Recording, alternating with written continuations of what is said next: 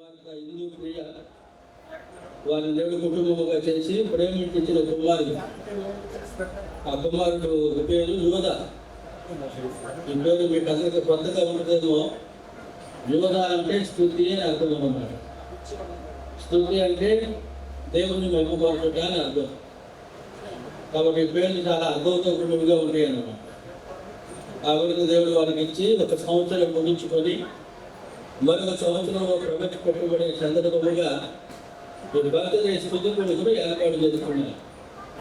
ఈ స్తుతి కొడుకును ప్రార్థనతో మనం ప్రారంభించుకుంటాం.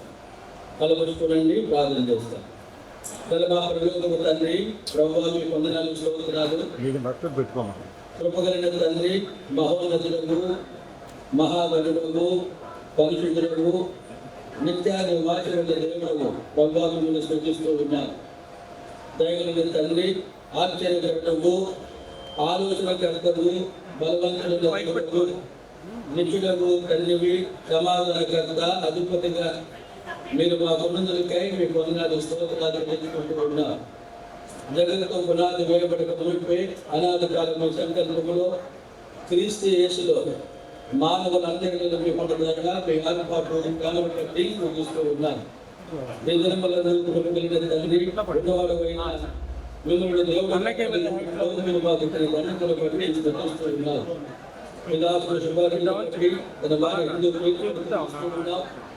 అనాథ కాలంలో సంకల్పంలో వారిని జ్ఞాపకం చేసుకొని రక్షించి వివాహమును ఒక కుటుంబముగా భార్య భర్తలుగా మీరు చేశారు. ప్రభువా మిమ్మల్ని స్తుతిస్తూ ఉన్నాను. దుర్భక్తుల తల్లిదండ్రులు బంధువుల బట్టి నిందిస్తూ ఉన్నాను. వారిని మీరు ప్రేమించి ఆయన కుమారుడు యోగాన్ని బట్టి స్తుతిస్తూ ఉన్నాను. తన మొదటి బర్త్డే సందర్భంగా ఏర్పాటు చేయమని స్తుతిస్తున్నారు. రాగలిగే వారి బంధువులందరూ బట్టి కొందరు స్తోత్రాలు ప్రజలు బట్టి స్తుతిస్తూ ఉన్నాను. ఈ సమయం ఆశీర్వాదకరంగా ఉంటుంది. మీరు ఎక్కువ మరి యేసు ప్రభువుని నాకున్న ప్రార్థించి స్వరించి వేడుకొనుకున్నాము తండ్రి. ఆమేన్. మా గ్రామంలో వేసిన వాళ్ళు రాని కూడా రానివ్వనమాట. చట్టాన్ని బట్టి ఒకటి మేము ఏర్పాటు చేసుకున్నాడు. అలాగే సుబ్బారెడ్డి గారి కుటుంబాన్ని కూడా ఏర్పాటు చేసుకున్నాడు. హిందువులు కూడా ఏర్పాటు చేసుకున్నాడు. వాళ్ళ ఇంట్లో వాళ్ళకి ప్రభుత్వం కానీ అవరితో జ్ఞాపకం చేసుకున్నాడు. ఈ సందర్భంగా 5 సంవత్సరాలుగా బంధువులుగా మీరు అందరూ పిలువబడ్డారు. ఈ సమయం చాలా విలువైనది. కొద్ది నిమిషాలు పాటలు పెడతాం. అతని దేవుడు వాక్యాన్ని మనం వింటాం. 10 నిమిషాలు మీరు మౌనంగా ఉండాలని మనం తెలుస్తూ ఉన్నాం. ఏదైనా అర్థం ఉంటే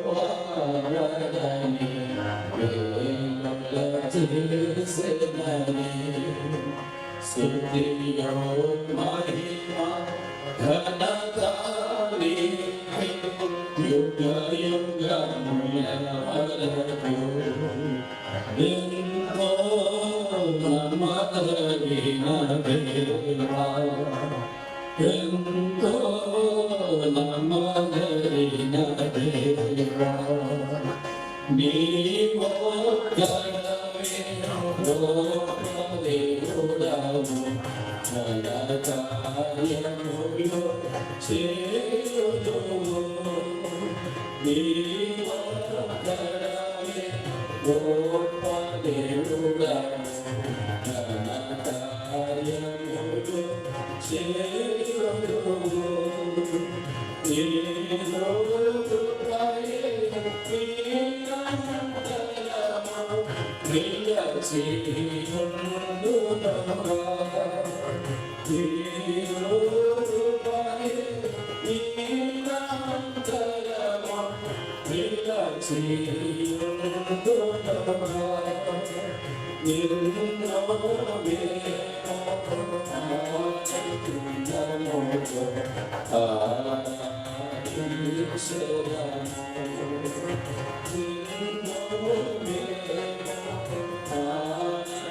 నిరంతరము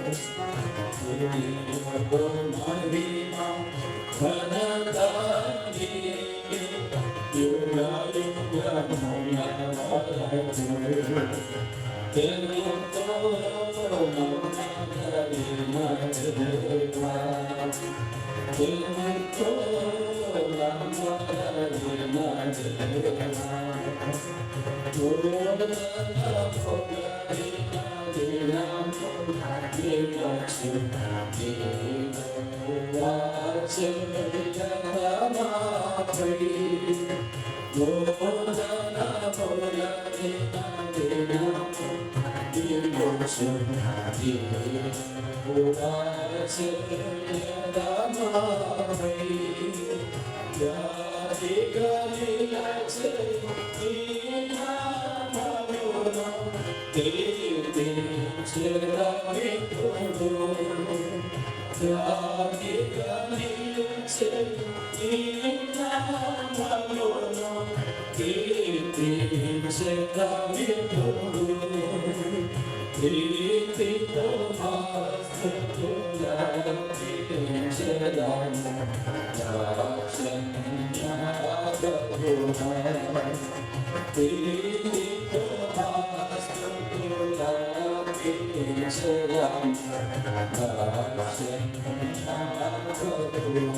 నిరంతరము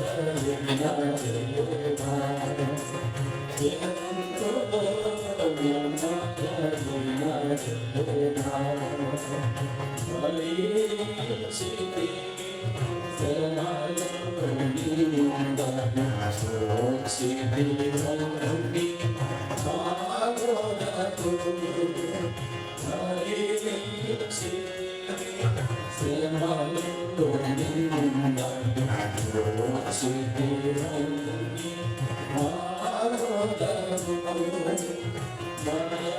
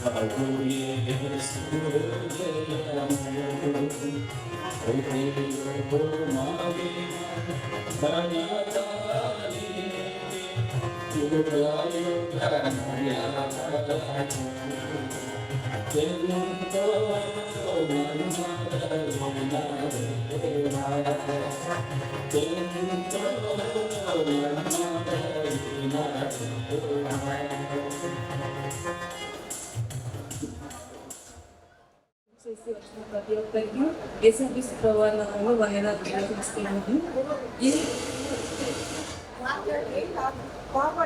ఈ సమయంలో దేవుడు ఈ బిడ్డని మాకు ఎలా అనుగ్రహించాలో మీకు పంచుకోవాలని ఆశపడుతున్నాను. మా వివాహం డిసెంబర్ 7, 2021 జరిగింది. 2023లో మా వారికి దేవుడు ఇచ్చిన వాగ్దానంలో ఒక భాగం ఏంటి అంటే, నీకు బిడ్డలను అనుగ్రహిస్తాను దేవుడు వాగ్దానం ఇచ్చాడు. ఆ వాగ్దానం ఏంటి అంటే ద్వితీయోపదేశకాండం 7వ అధ్యాయం 13వ వచనంలో ఒక భాగం ఇలా ఉంది. ఆయన నిన్ను ప్రేమించి ఆశీర్వదించి అభివృద్ధి చేసి అని ఉంటుంది. అభివృద్ధి చేసి అనే మాట ఇంగ్లీష్లో చూసినట్లయితే you will increase in number అని ఉంటుంది. అంటే ఏంటంటే మిమ్మల్ని సంఖ్యలో వృద్ధిపరుస్తారని దేవుడు వాగ్దానం ఇచ్చారనమాట. అయితే ఈ వాగ్దానం మేము ఇద్దరం చదువుకొని దేవుడు ఈ సంవత్సరం మనం బిడ్డను ఇవ్వబోతున్నారేమో అని అనుకున్నాం. అయితే ఈ వాగ్దానం చదివినప్పుడు మామూలుగా అయితే ఎవరికైనా కొంచెం సంతోషంగా ఎగ్జైట్మెంట్ ఉంటుంది కదా, కానీ మేమైతే అప్పుడు న్యూట్రల్గా ఉన్నాం. సంతోషం లేదు, బాధ లేదు, ఎగ్జైట్మెంట్ లేదు. ఎందుకు అంటే మా వివాహమైన కొత్తలో మా వారు ఏమన్నారంటే మాకున్న కొన్ని పరిస్థితులను బట్టి మా కొంతకాలం తర్వాత బిడ్డలు కలుగుంటే బాగుంటుంది అని ఆశపడ్డారు.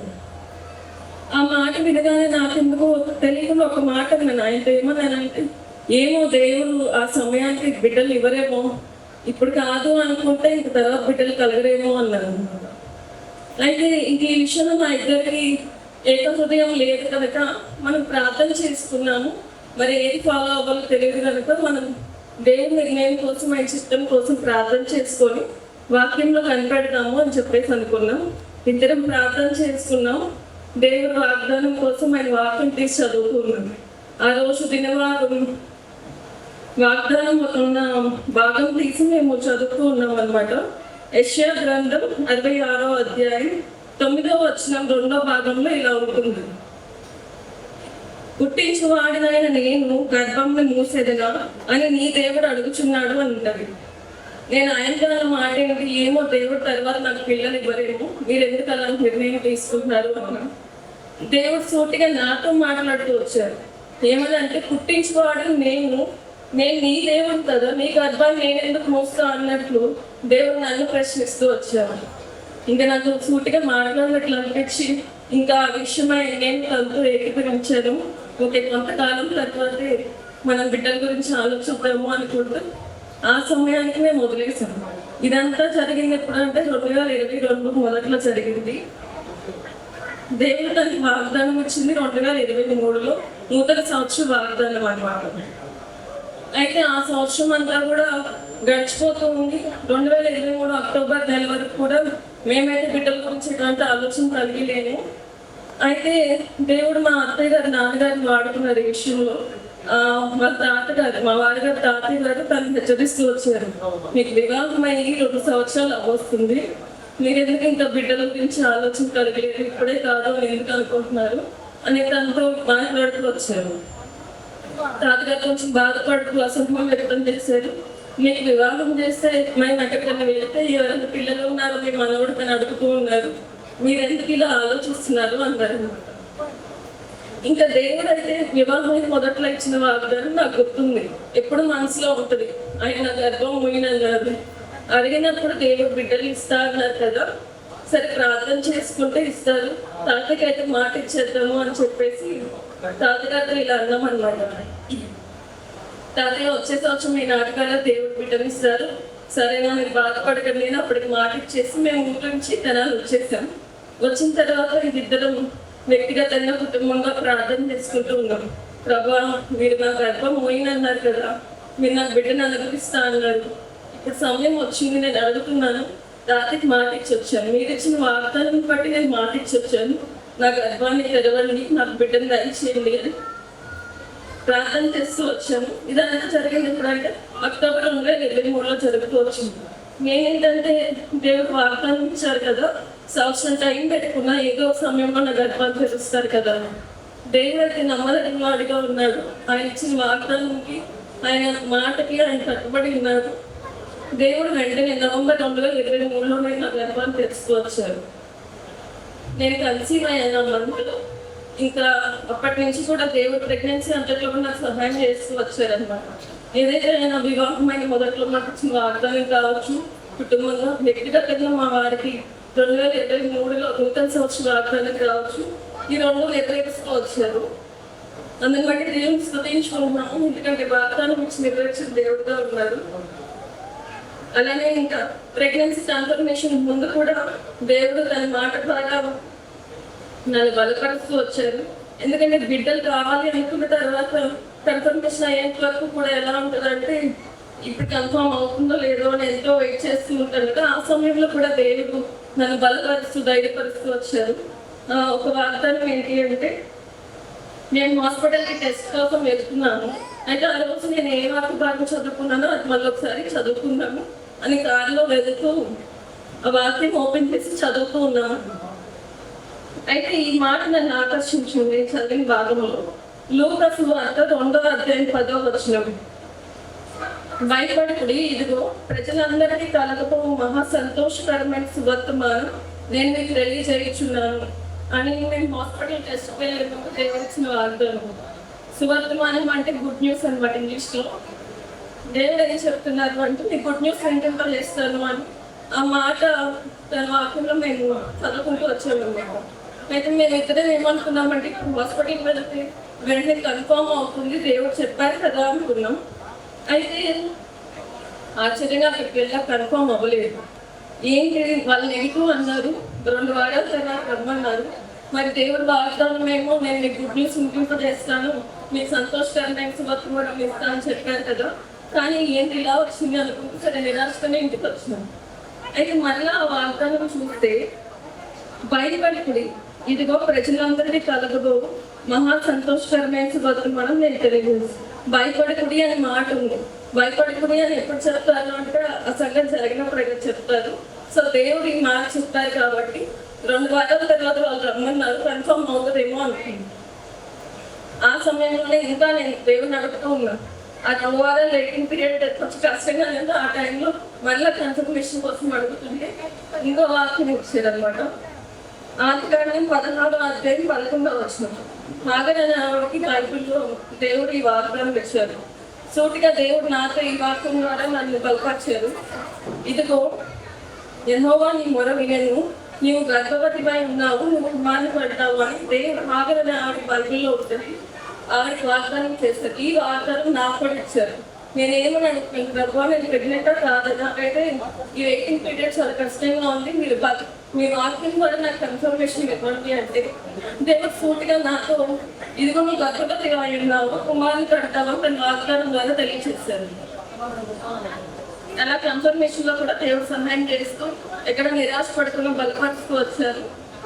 అలానే ఇంకా ప్రెగ్నెన్సీ కన్ఫర్మ్ అయిపోయింది. నిజంగానే 2 వీక్స్ తర్వాత వెళ్తే ప్రెగ్నెన్సీ కన్ఫర్మ్ అయింది. కాకపోతే ఏమైందంటే నాకు ఆపరేషన్ బాగా జరగాలని ప్రేయర్ చేయండి అన్నట్టు అలా మాట్లాడుకుంటాను.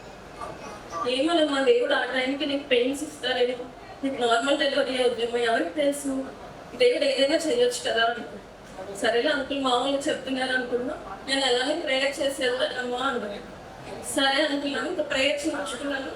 నేను వదిలేసాను, ఇంకా అసలు నా మనసులో కూడా లేదు నార్మల్ డెలివరీ అవుతుంది అని లేదు. నేనేంటంటే నెక్స్ట్ డే ఆపరేషన్ అంటారు కదా, కొంచెం భయంగానే ఉంది. ప్రార్థన చేసుకుంటున్నాను, ప్రభు నాకు ధైర్యం రావట్లేదు, ఆపరేషన్ అంటున్నారు అని నైట్ కూడా నిద్ర పట్ల అదే విషయమే ప్రార్థన చేస్తాను. అయితే ఎర్లీ మార్నింగ్ 4:45 ఆ టైంకి పెయిన్ స్టార్ట్ అయ్యింది. ఫస్ట్ ఏమీ అర్థం కాలేదు, ఎందుకంటే ఎక్స్పెక్టేషన్ లేదు కదా, అది సమయం కూడా కాదు. డేట్ August 8 ఇచ్చారు, నాకు July 19 ఎర్లీ మార్నింగ్ పెయిన్స్ నార్మల్గానే స్టార్ట్ అయ్యాయి. ఇంకా చూస్తుంటే పెయిన్స్ ఇంకా పెరిగిపోతున్నాయి. డాక్టర్ వాళ్ళకి పిలిస్తే నార్మల్ డెలివరీ ఛాన్సెస్ ఉన్నాయి అని చెప్పేసి వాళ్ళు ఆపరేషన్ థియేటర్కి తీసుకెళ్ళిపోయారు. వాళ్ళు ఆపరేషన్ 9 కంటే 7:45కి బాబు నార్మల్ డెలివరీ ద్వారా పుట్టాడు అనుకుంటాం.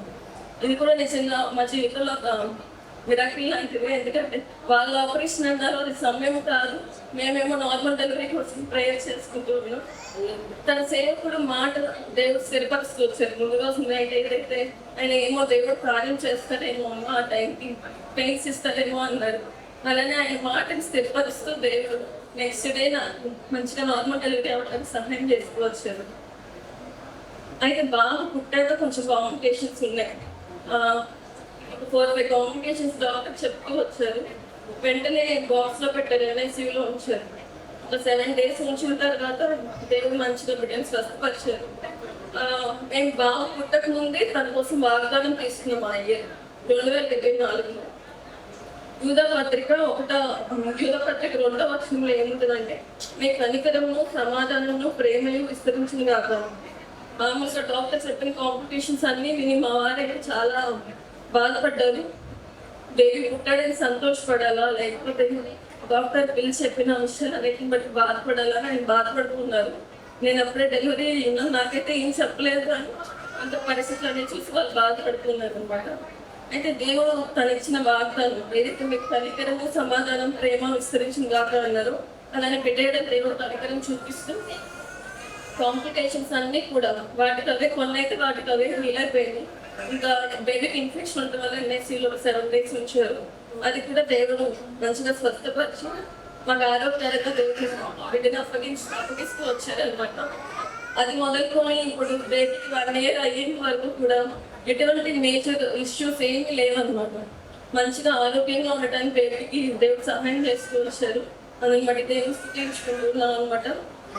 అలానే ఇప్పటి వరకు మమ్మల్ని ఎంతగానో ప్రేమించి వ్యక్తిగతంగా సంఘంగా కుటుంబంగా మా కోసం ప్రార్థించి మీ అందరికీ మా హృదయపూర్వక వందనాలు తెలియజేస్తున్నాను. నాకు ఈ అవకాశం ఇచ్చినందుకు ధన్యవాదాలు తెలియజేస్తున్నాను.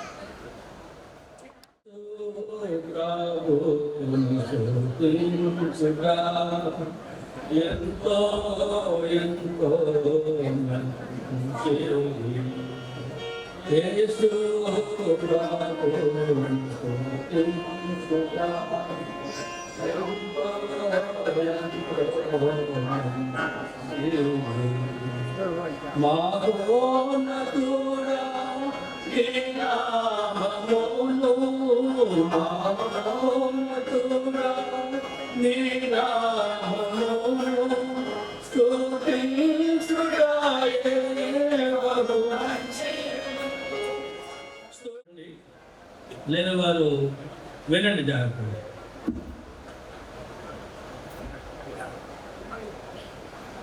కీర్తనల గ్రంథము 127వ అధ్యాయము, కీర్తనలు 127వ అధ్యాయము 3వ వచనము.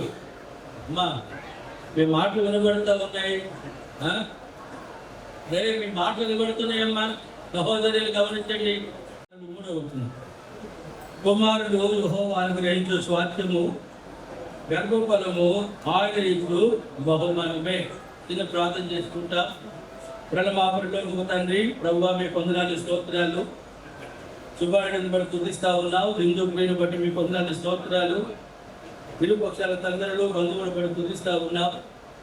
వారిని మీరు ప్రేమించారు, కుటుంబంగా చేశారు, వాగ్దానం ఇచ్చారు, కుమారుని ఇచ్చారు, సంవత్సరం అంతా కాపాడుతూ వచ్చారు.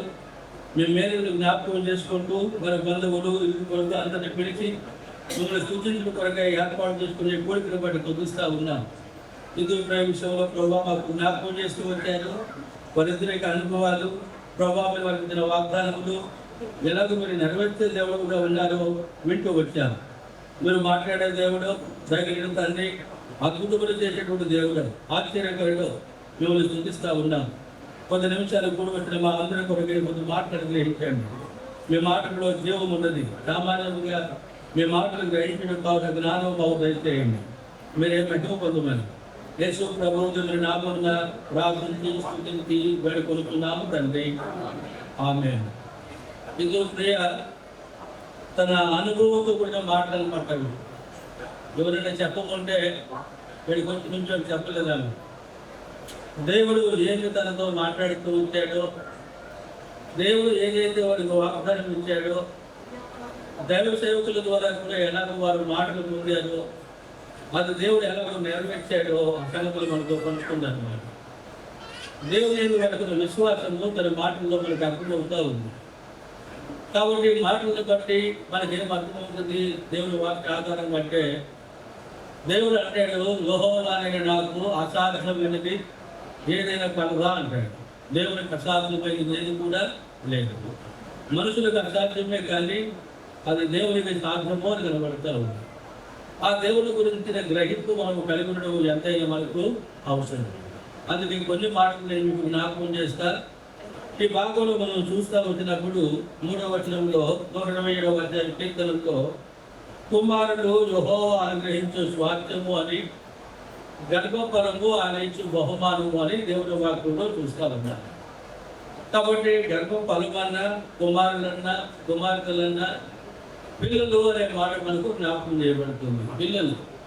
పిల్లలను ఎవరిస్తారు అని కనబడుతుంది అంటే యెహోవా ఇస్తాడు, దేవుడే ఇస్తాడు అని చూస్తూ ఉన్నాం. దేవుడు ఇవ్వకపోతే మనం పిల్లలను పొందలేము. ఇది మనుషులకు అసాధ్యమైనటువంటిది, దేవునికి మాత్రమే సాధ్యం. అది మనకు అర్థం కాదు. కానీ ఆ పిల్లలు లేని వాళ్ళని అడగండి, అప్పుడు వాళ్ళు చెప్తారన్నమాట.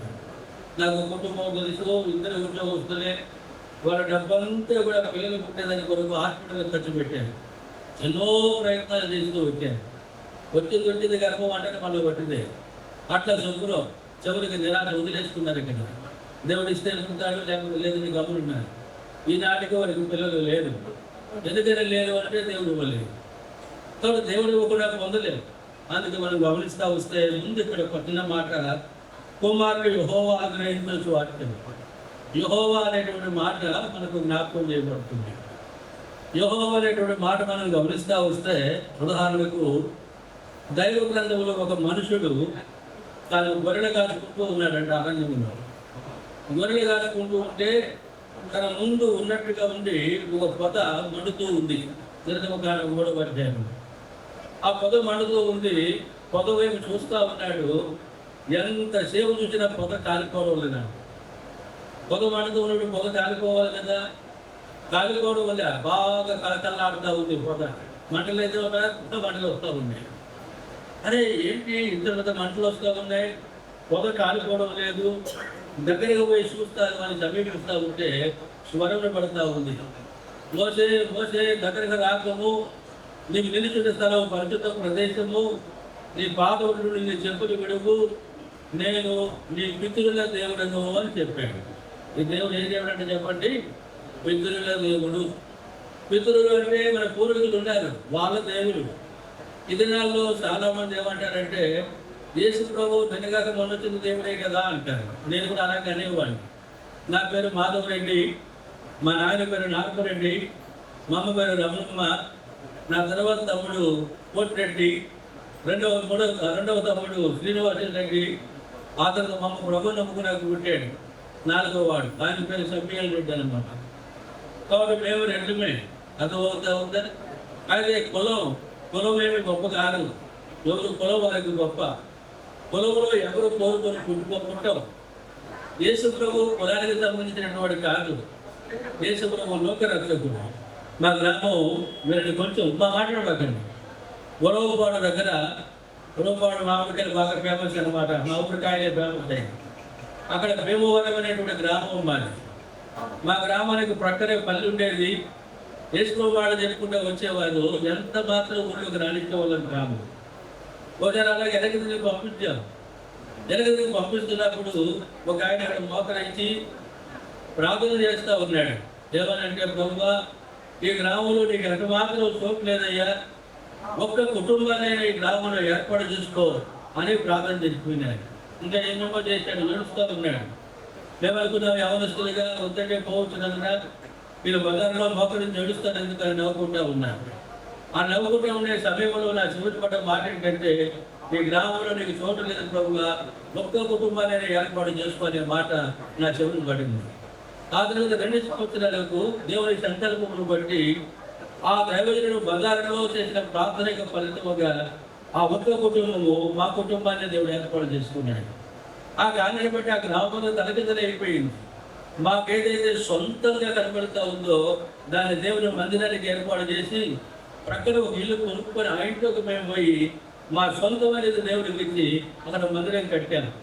మా ఊరు కూడా చాలా పెద్ద ఊరు, రెట్లు చాలా ఎక్కువ, 3 క్వింటాల రైస్ ఉడుకుతాయి మా ఊళ్ళో రెట్లందరికీ మంచి పెట్టాలంటే. అర్థమవుతా ఉందా? అంత పెద్ద ఊరు. వాళ్ళ సమక్షంలో వాళ్ళ మధ్యలో మా బంధువులు అందరి ఇళ్ళ కంటే ఘనంగా ఉండే రీతిలో దేవుని మందిరం కట్టాము. అక్కడ దేవుని పద్ధతిగా ఉంది. ఆ గ్రామంలో మాకు సంబంధించిన ప్రతిదీ కూడా ఏమంటారంటే, మా అమ్మ పేరు రమణమ్మ, ఆమె పేరు యేసుప్రభు రమణమ్మ.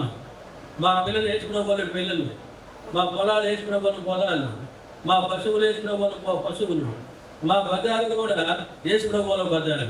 అర్థమవుతుందా? ఈ మధ్య నేను ఇంటికి పోయినాను 4 సంవత్సరాల క్రితం. లోపల ఉన్నా, గేట్ వేసి ఉంది. బజార్లో కూడా ఫోన్ చేసినట్టున్నారు కదా తెలుపురికి, ఎక్కడ ఉన్నామని అడుగుతారు అనమాట. ఎక్కడ ఉన్నామని అడిగితే వాడు అంటున్నాడు పెద్దగా, యేసు ప్రభు వాళ్ళ బజార్లో ఉన్నా అంటా ఉన్నాడు. చూసారా? అట్లా అనమాట. ప్రభు మహిమకి ఆ గ్రామంలో కనబడతా ఉంది. ఇప్పుడు యేసు ప్రభు మతం కాదు కాబట్టి దేవుడు చెప్పిన మాట ఏంటంటే, మోసే నేను నీ పితరుల దేవుడును అని చెప్పాడు. అప్పుడు ఆ మనుషుడు అడిగాడు, అయ్యా నేను మీ పితరుడి దేవుడు అని చెప్తున్నారు, నన్ను వాళ్ళ దగ్గర బొమ్మని చెప్తున్నావు, నేను వెళ్ళి మీ పితరుడి దేవుడు నన్ను మీదకు పంపాడని చెప్పమని చెబుతున్నావు. ఒకవేళ కనుక వారు ఆయన పేరేంటి అని కనుక అడిగితే నీ పేరేమని చెప్పమంటావు అని అడిగాడు.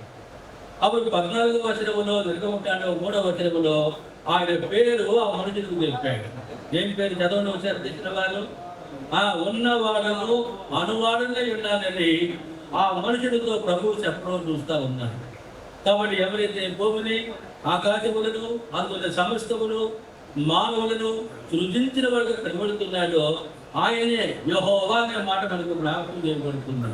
ఆయనే ఉన్నవాడు అనే సంగతి మనకు జ్ఞాపకం చేయబడుతుంది. అందుకే భూమి మీద ప్రతి మనుషుడు కూడా గమనిస్తాం, ఆ ఉన్నవాడనే దేవుడిని కలిగి ఉండడం అనేటువంటిది ఎంతో గొప్ప ధన్యత అని మనకు జ్ఞాపకం చేయబడుతుంది. అందుకే 100వ కీర్తనలో 3వ వచనం తీసిన వారు చదవడం ఒకసారి. కీర్తనలు 100వ అధ్యాయము 3వ వచనం మనకు జ్ఞాపకం చేయబడుతుంది. తీసిన వారు చదవండి. యెహోవాయే దేవుడు అని తెలుసుకొనుడి. కాబట్టి యెహోవాయే దేవుడు అని తెలుసుకొనుడి. ఎందుకంటే చదవండి అక్కడే, ఆయనే మనకు పుట్టించెను. చూసారా? యెహోవాయే దేవుడిని తెలుసుకున్నాడండి. ఆయనే మనల్ని ఏం చేశాడు చెప్పండి?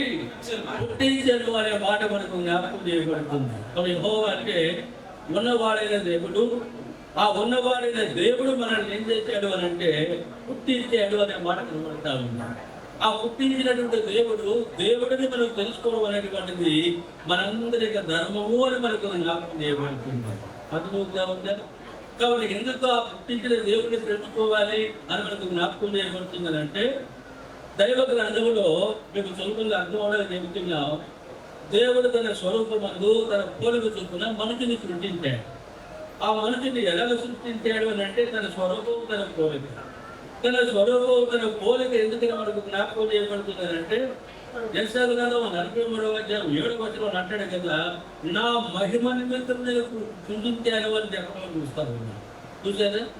నా మహిమ నిమిత్తమే కొన్ని సృష్టించాలని చెప్పడం చూస్తూ ఉన్నా. అలాగే దేవుని మహిమ కొరకే సృష్టించబడినటువంటి మనుషుడిగా ఉనిస్తాం. దేవుని యొక్క ఆజ్ఞను అతిక్రమించడం చూస్తూ ఉన్నా. దేవుని వాక్యం చెబుతుంది, ఆజ్ఞను అతిక్రమం ఏంటంటే పాపము అని కనబడుతూ ఉంది. ఈ పాపము ఎవరు చేశారో అని మనకు కనబడుతుందంటే మనందరికి మూల పురుషుడు ఆదాము అని కనబడతా ఉంది. ఆ ఒక్క మనుషుల్లో నుండి మనం అందరూ ఉద్భవించాం. ఆ మనుషుడు దేవుని ఆజ్ఞను అతిక్రమించినట్లుగా ఆఖరిగా ఓ పాపం వారు కనబడుతూ ఉందన్నమాట. ఆ మనుషుని యొక్క సంతానంగా పుట్టిన ప్రతి మనుషుడు కూడా ఎవరు అని మనకు జ్ఞాపకం చేయబడుతున్నారంటే పాపి, పుట్టుకతో పాపి అనే మాట కనబడుతూ ఉంది. చూసేదా? అందుకే కీర్తనల గ్రంథంలో చూడండి 50వ అధ్యాయంలో మనం గమనిస్తూ వస్తే 5వ వచనం, 50 అధ్యాయము 51వ అధ్యాయము, 51వ అధ్యాయము 5వ వచనంలో ఓ మాట మనకు జ్ఞాపకం చేయబడుతుంది. నేను పాపములో పుట్టిన వాడును, పాపములోనే నా తల్లి నన్ను గర్భమును ధరించెను అని ఒక గొప్ప రాజు చెబుతా ఉన్నాడు అన్నమాట. చూసారా? కాబట్టి నేను పాపములో పుట్టాను, పాపములోనే నా తల్లి నన్ను గర్భమును ధరించినది అని చెప్పడం చూస్తూ ఉంటున్నాను. కొంతమందికి ఈ మాట సరిగ్గా అర్థం కాదు. అంటే ఆ మనుషుల తల్లి పాపము చేసి ఈ బిడ్డని కనదేమో అనుకుంటూ ఉంటారు. అలా కానే కాదు. మనుషుడు జన్మ పాపి. ఆ పాపి యొక్క గర్భాన్ని పుట్టిన ప్రతి వాడు కూడా పాపి అనే మాట మనకు కనబడుతూ ఉంది. అందుకే యోబు గ్రంథములో 14వ అధ్యాయము 4వ వచనం మనకు జ్ఞాపకం చేయబడుతుంది. కూర్చోవాలి. దైవగ్రంథంలో మనకు జ్ఞాపకం చేయబడుతూ ఉంది. యోబు గ్రంథం 14వ అధ్యాయం 4వ వచనం. పాప చరిత్రలో నుండి పాప రహితుడు పుట్టగలిగిన ఎంత మేలు. చూసారా? పాప రహితుడు అంటే పాపాన్ని కలిగిన వాడు, పాప రహితుడు అంటే పాపము లేని వాడు.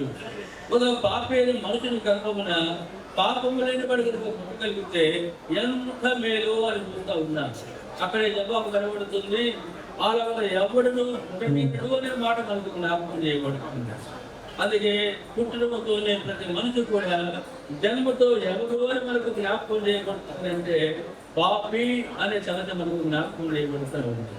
అందుకే కొంతమంది చెప్తారు బిడ్డ పుట్టిన వెంటనే అంట పెద్దగా ఏడుస్తారంట. బిడ్డ పుట్టిన వెంటనే ఏం చేస్తారు చెప్పండి? పెద్దగా ఏడుస్తారంట. ఎందుకు ఏడుస్తారు? మాకు కూడా మా కుమారులు ఇద్దరికి కూడా ఆడపిల్లలకి వాళ్ళే పెళ్లి చేసుకున్నాం. మగ పిల్లలు లేరు ఆ ఇంట్లో, ఆడపిల్లలే. తర్వాత మేము చేసుకున్న ఇద్దరు కూడా విధవరాళ్ళు, భర్తలు లేని వారికి. వారిని చూసి జాలిపడ్డాం కాబట్టి వాళ్ళు ఏడ్చారనమాట. అయ్యా మేము విధవరాలు, నా భర్త చనిపోయినాడు, నా బిడ్డ చేసుకోవాలని లేదని అంటే ఆ విధవరాలను చూసి జాలిపడి చేసుకున్నాం. ఇద్దరు ఆడపిల్లలే వారికి. కాబట్టి చాలా మంది అన్నారు ఇద్దరు ఆడపిల్లలు కాబట్టి మీ పిల్లలకు కూడా ఇద్దరు ఆడపిల్లలే కొడతారు అన్నారు. చూసారా? అట్లే మా వాళ్ళు పెద్దోడికి ఆడపిల్ల పుట్టింది. వాళ్ళ డాక్టరు వాళ్ళు కొన్ని సూచనలు తెలుసు వాళ్ళకి. తర్వాత మళ్ళా గర్భవతి అయినప్పుడు మళ్ళా సూచనలను బట్టి ఆడపిల్లే కొడుతుంది అని నిర్ధారణ పుట్టారు వారు. సరే నేను ఒకసారి ప్రార్థన చేశా, ఎందుకో దేవుడు నాకు బయలుపరిచాడు మగపిల్ల పుడతాడని. అప్పుడు నేను చెప్పాను నా భార్యకి, నా పెద్ద కుమారుడికి, కోడలికి, ముగ్గురికి చెప్పాను, అమ్మా మీకు ఆడపిల్ల పుడుతుంది, మగపిల్లడు పుడతాడు, దేవుడు నాతో చెప్పాడు, దేవుడు నాకు చూపించాడు అని చెప్పాను. నా కోడలు అదే లేదు, నాకు మా పరిస్థితులు తెలుసు, మళ్ళా పాపే పుడుతుంది అని అంటే అప్పుడు నేను చెప్పాను, నేను కాదమ్మా మీకు చెబుతుంది, దేవుడు చెప్పాడు నాకు, దేవుడు చెప్పింది నేను మీకు చెప్తా ఉన్నా, కాబట్టి మీకు మగబిడ్డ పుడతాడని చెప్పినాను. ఆ తర్వాత కానుకకు హాస్పిటల్ తీసుకుపోయినారు. అన్నింటికి 50,000 ఆపరేషన్ చేయాలి, 90,000 చూసుకొని జాయిన్ అవ్వండి అని చెప్పారు డాక్టర్ దగ్గర. అప్పుడు వెంటనే కారు పంపించి తెప్పించాము, మొబైల్ తీసుకుపోయినారు. తర్వాత 1 గంటలో సులభంగా కానుపోయిపోయింది. కానుపోయిన వెంటనే పెద్దగా ఏడుస్తూ ఉన్నాడు. ఏడుస్తూ ఉంటే బయట అందరూ అంటున్నారు ఇంత పెద్దగా ఏడుస్తూ ఉంది, ఆడపిల్ల అయితేనే ఇంత గయ్యాతరంగా ఏడ్చేది, మగపిల్లడైతే అతని పెద్దగా ఏడవడు, ఆడపిల్లే అంటా ఉన్నారు అందరూ బయట. ఆ ఏడుపు వెంట నేను తెలియకుండా అన్న ఆడపిల్ల ఎందుకు అవుతే అన్న, నేను ఆడపిల్ల ఎందుకు అవుతే అన్న వెంటనే నన్ను వదిలేసింది, అయ్యా బాబు పుట్టాడు అని చెప్పాను. చూసారా? దేవునికి అసాధ్యమైన లేదు. ఆ తర్వాత చిన్నవాడికి కూడా ఆయన భార్య ఇద్దరు ఆడపిల్లల కుటుంబం అది కూడా వాడికి ముందు ఆడపిల్లే పుట్టింది. కాబట్టి మగబిడ్డ పుట్టడం అనేటువంటిది వాళ్ళ విషయంలో కూడా ఇక నా భార్య ఒకటే ప్రార్థన చేస్తూ ఉంటుంది, ఏమన్నా తెలుసా, అయ్యా నువ్వు పక్షపాతము కాదు, అయ్యా నువ్వు పక్షపాతము కాదు అని ప్రార్థన చేస్తూ ఉంటుంది. అప్పుడు నేను అడిగా, ఎందుకలా ప్రార్థన చేస్తున్నావు? నువ్వు పక్షపాతము కాదు, నువ్వు పక్షపాతము కాదని ఎందుకు ప్రార్థన చేస్తున్నావంటే అన్నది పెద్దలకు మగబడిని ఇచ్చాడు కదా. దేవుడు పక్షపాత కాదు కాబట్టి చిన్నడు కూడా మగబడినే దేవుడు. అదే ఆమె ప్రార్థన. దేవుడు ప్రార్థన వినేవాడు, చిన్నడు కూడా అట్లాగే దేవుడు మగబడిన దేవుడు ఇచ్చాడు. దేవునికి అసాధ్యమైనది లేదు, ఆయనకి సమస్తము సాధ్యం. ఆయన ఎదుగుదలని సంగతులు చెబుతూ ఉన్నాడు. పుట్టుక మనకు జ్ఞాపకం చేయబడుతుంది. ఏ బిడ్డ అయినా జన్మతో ఆ బిడ్డ ఎవరు అని మనకు జ్ఞాపకం చేయబడుతుంది అంటే పాపి అని మనకు జ్ఞాపకం చేయబడుతుంది. జాగ్రత్తగా వినండి. ఈ జన్మ మరణంలో పాపములకు తీసుకొస్తా ఉంది.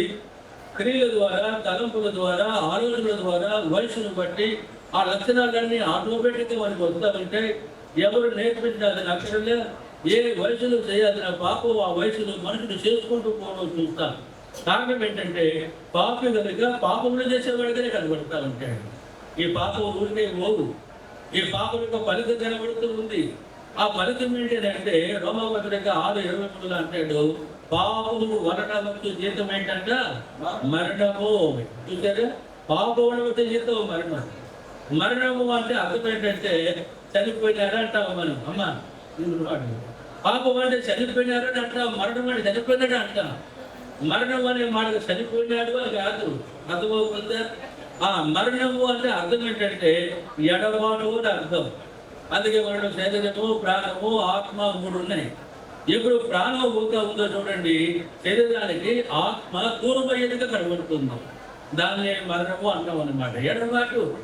కాబట్టి ఎట్లా దేహానికి ఆత్మ మరణము ద్వారా ఎడమవుతా ఉంటుందో పాపం ఏం చేస్తా ఉందంటే ఆ సృష్టికర్త దేవునికి మనల్ని ఎడమ చేసుకున్నట్టుగా చూస్తూ ఉంటుంది.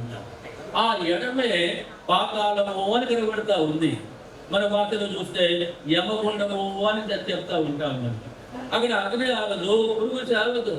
కాబట్టి మనం అంటాం, మన పితృలు చెప్తారు యమగుండములనంట రంపాలతో పోస్తారు అని చెప్తా ఉంటుంటారు కదా. చెప్పండి, ఇలాంటివన్నీ కూడా అక్కడ నెమ్మదిని పంతులు చనిపోయిన తర్వాత మనం పొందే వరకు కనబడుతుంది. దీని నుండి తప్పించేటువంటి ఏ సాధనం కూడా లోకంలో లేదు. అందుకే యెహోవాని ఎందుకున్నాం కదా. ఆ మాటకి అర్థం ఏంటంటే ఉన్నవాడు అని అర్థం. ఆ ఉన్నవాడైనటువంటి దేవుడే చూడండి ఈ పాపములను మనల్ని విడిపించాలి అని అంటే ఏం కావాలని అంటే ఈ మనుషుల కొరకై దేవుని సన్నిధిని ప్రాయశ్చిత్తం కావాలి, బలి కావాలి. ఆ బలి ఎవరు కావాలి అని అంటే పాపము లేని నీతిమంతుడైన మనుషుడు కావాలి. కాబట్టి చూడండి, నీతిమంతుడు లేడు, ఒక్కడు కూడా లేడు. ప్రతి మనుషుడు జన్మ పాపానికి వెళ్ళిన వరకు కనబడుతున్నాడు. అందుకే సృష్టికర్త అయిన దేవుడు చూడండి ఆయన మానవుడిగా ఈ లోకానికి వచ్చాడు. యోహాను సువార్త 1:1 చూస్తాం కదా. ఆదియందు వాక్యము ఉండెను, వాక్యము దేవుని యొద్ద ఉండెను, వాక్యము దేవుడై ఉండెను. ఆత్మస్వరూపమైన దేవుడు, ఉన్నవాడైన దేవుడు, భూమిని ఆకాశములను సమస్తమును సృజించినటువంటి దేవుడు. ఆ దేవుడు ఏం చేశాడని మనకు జ్ఞాపకం చేయబడుతుంది అంటే అదే అధ్యాయం 14వ వచనం కనబడుతుంది చూడండి. ఆ వాక్యము శరీరధారి అయి కృపాసక్త సంపూర్ణుడుగా మన మధ్య నివసించెను. వాక్కు, శబ్దము, ఆత్మ అయినటువంటి దేవుడు శరీరానికి కలిగినటువంటి వాడుగా ఆయన లోకానికి వచ్చాడు. ఆయనే ఎవరు అని మనకు జ్ఞాపకం చేయబడుతుంది అంటే యేసు ప్రభువు అని కనబడుతూ ఉంది. చూసారా, యేసు అనేటువంటి మాటకున్న అర్థం ఏంటంటే రక్షకుడు అని అర్థం. యేసు అనే మాటకున్న అర్థం ఏంటి? రక్షకుడు అని అర్థం. రక్షకుడు అనగా అర్థం ఏంటంటే శక్తి నుండి విడిపించేవాడు అని అర్థం. దేవుడి మానవ దేహంతో యేసు అనే పేరుతో రక్షకుడు కానీ లోకానికి వచ్చాడు. ఆయనకు ఇంకొక పేరు కూడా కనబడుతూ ఉంది. ఏం పేరు అంటే జీవాధిపతి అని చూస్తూ ఉన్నాం. ఎవరంటే చెప్పండి, ఆయన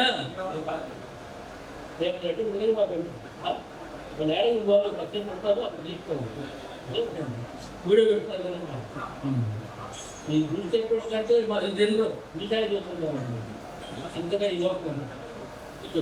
ఇక్కడ మనకు జ్ఞాపకం చేయబడుతున్న మాట్లాడే మనం చూస్తాం అని అంటే యేసు అనేటువంటి ఆయనకు రక్షకుడిని అర్థం. ఆయనకు మరొక పేరు ఏంటంటే జీవాధిపతి అని అర్థం. జీవాధిపతి అంటే అర్థం ఏంటి? జీవమునకు ఎవరంటే చెప్పండి, ఆయన అధిపతి అని మనకు కనబడతా ఉందన్నమాట. ఆయన లేకపోతే జీవమే లేదు. అందుకే యేసు అనేటువంటి పేరు ఏ మనుషులు కూడా భూమి మీద నిర్ణయించిన పేరు కాదు. అది అర్థమవుతుందా? దేవుడు తన దూత ద్వారా మరియ గర్భంలో ప్రవేశించినప్పుడు మరియకు దూత ద్వారా ఆ బిడ్డ పుడతాడు. కానీ ప్రజలను వారి పాపముల నుండి ఆయనే రక్షిస్తాడు కనుక ఆయనకి యేసు అని పేరు పెడతావు అని చెప్పాడు. కాబట్టి యేసు అనేది పేరు కాదండి, అది ఆయన పని అని మనకు కనబడతా ఉందన్నమాట. ఆ యేసు జీవాధిపతి అని మనకు జ్ఞాపకం చేయబడుతున్నాడు. అందుకే ఒక జ్ఞానయ్యలాగా అన్నాడు, యేసు 2 అక్షరాలు కనబడుతూ ఉన్నాయి, జాగ్రత్తగా గమనించండి. మనం గమనిస్తూ వస్తే చూడండి, ఏ అని మనం అన్నప్పుడు చూడండి ఏమవుతుంది చెప్పండి, ఆ బయట ఉన్నటువంటి గాలి లోపలికి వెళ్తూ ఉండాలన్నమాట. ఏ అన్నప్పుడు గమనించండి జాగ్రత్తగా. 2వ అక్షరం పలకండి వచ్చే అందులో షూ షూ అన్నప్పుడు ఆ లోపలికి వెళ్ళినటువంటి గాలి మళ్ళా బయటకు వస్తూ ఉందన్నమాట. కాబట్టి యేసు ఎవరు అని మనకు కనబడుతుంది అంటే మనము నిత్యము తీసుకునేటువంటి శ్వాస నిశ్వాస అని కనబడతా ఉంది. చూసారా, ఆ శ్వాసను తీసుకోకపోతే, ఆ నిశ్వాస వదలకపోతే ఏమైపోతాం చెప్పండి, మనం చనిపోతాం. కాబట్టి మనకి జీవానికి యేసు అధిపతి అని మనకు కనబడతా ఉంది. దీనివల్ల ఎంతో మందికి ఆ సంగతి తెలియదు. మనం అంటాం కదా, మా కొద్దు యేసు, మా కొద్దు యేసు, మా కొద్దు యేసు అంటాం. మంచిదే, అలాగని నువ్వు చేయాల్సిన పని ఏంటంటే ఈ నోరు ఈ ముక్కులు గట్టిగా పీల్చుకోవాలి. అప్పుడు యేసు వద్దు అంటే కరెక్ట్ అనమాట. ఈ నోరు ముక్కులు పూసుకోకుండా యేసు వద్దు అంటే ఇది అబద్ధం. ఎందుకని ఆ శ్వాసే యేసు. అవి 2 మనం గట్టిగా బిగించేసుకుందాం అనుకోనండి, 10 నిమిషాలు ఏమైపోతాం చెప్పండి, నేలకపోతాం, చచ్చిపోతాం అన్నమాట. యేసు లేని ఏ వ్యక్తి కూడా, యేసు లేని ఏ జీవి కూడా ఈ లోకంలో బ్రతకదు అనేది మనకు జ్ఞాపకం చేయబడతా ఉంది. యేసు మన జీవమునకు ఆయన అధిపతి కనబడుతుంది. ఆయన ఎవరో కాదు, ఆయన లోకరక్షకుడు అని మనకు జ్ఞాపకం చేయబడుతున్నాడు. యేసు మతని కాదు. అందుకే నేను చెప్తాను అనుభవపూర్వకంగా చూడండి, మన దేశంలో మన రాష్ట్రంలో చూస్తాం కొన్ని దేవుళ్ళ పేర్లు కనబడతాయి. ఇంకొక రాష్ట్రానికి పోతే అక్కడ మన కొత్త దేవుళ్ళు కొత్త దేవతల పేర్లు కనబడతాయి. ఇంకొక రాష్ట్రానికి పోతే అక్కడ మళ్ళీ కొత్తవి కనబడతాయి. ఇంకొక రాష్ట్రానికి పోతే మనకున్న పేర్లు కనబడవు, అక్కడ ఉన్న కొత్త పేర్లు కనబడతా ఉంటాయి. చూసారా, ప్రాంతీయంగా పేర్లు మారుతూ ఉన్నాయి, వారిని దేవుడిగా వారు కలుగుకుంటా ఉన్నారు. యేసు ప్రభువు చూడండి ప్రపంచంలో ఒకటే, అర్థమవుతుందా? ప్రపంచంలో ఎక్కడికి పోయినా ఏ మూలకు పోయినా యేసు ఉన్నాడనేది మనకు జ్ఞాపకం చేయబడుతుంది. కారణం ఏంటంటే ఆయనే సృష్టికర్త, ఆయనే రక్షకుడు అని మనకు జ్ఞాపకం చేయబడుతుంది. ఆయన మానవ దేహంకి లోకానికి వచ్చి మన చేతులతో మనం పాపం చేశాం, యేసు ప్రభు చేతులలో చెల్లగొట్టబడ్డాయి. మన పాదాలతో మనం పాపం చేశాం, యేసు ప్రభు పాదాలలో చెల్లగొట్టబడ్డాయి. దేహంతో మనం పాపం చేశాం, ఆయన దేహం అంతా గాయపరచబడింది. ఆ విధంగా ప్రభు యేసు క్రీస్తు లోకములో ఉండే మనుషులందరి యొక్క పాప ప్రాయశ్చిత్తం కొరకై ఆయన శిలువ వేయబడి చనిపోయి సమాధి చేయబడిన వాడికి కనబడుతున్నాయి. కొరింథీ మొదటి పత్రిక 15వ అధ్యాయం 3వ వచనం అంటాడు కదా, లేఖనుల ప్రకారం క్రీస్తు మన పాపముల నిమిత్తం మృతి పొందెను, సమాధి చేయబడను అని చూస్తాను. అయితే లేఖనముల ప్రకారం అంట ఆయన 3వ దినమున మృత్యుంజయుడిగా తిరిగి లేచెను అని చూస్తా ఉంటున్నాను. యేసు ప్రభు సజీవుడైనటువంటి దేవుడు. అయ్యా అర్థమవుతా ఉందా? ఆయన సజీవుడైన దేవుడు మరణములు జయించి తిరిగి లేచిన వాడికి కనబడుతూ ఉన్నాడు. అందుకే హిందూ గురించి మనం విన్నాం కదా, దేవుడితో మాట్లాడాడు, వాగ్దానం ఇచ్చాడు, నెరవేర్చిన వాడికి కనబడుతున్నాడు. డాక్టర్ ఎన్నో అద్భుతాలు చెప్పారు, వాటిని అధిగమించి దేవుడు సహాయం చేసిన వాడికి కనబడుతున్నాడు. ఈయన దేవుడు. అందుకే దేవుని వాక్యం చెబుతుంది మనకు ఏ విషయం అక్కడగా. యోహాను మొదటి పత్రిక 1వ అధ్యాయం 9వ వచనం, మన పాపములను మనము ఒప్పుకునేలా ఆయన యేసు ప్రభు నమ్మదగిన వాడు, నీతిమంతుడు కనుక సమస్త దుర్నీతి నుండి కడిగి పవిత్రుడిగా చేస్తాడు. ఉచితముగా నీతిమంతులుగా తీర్చబడతాం. రోమా పత్రిక 8వ అధ్యాయం 1వ వచనంలో, కాబట్టి ఇప్పుడు యేసుక్రీస్తునందున్న వారికి ఏ శిక్షావిధి లేదు.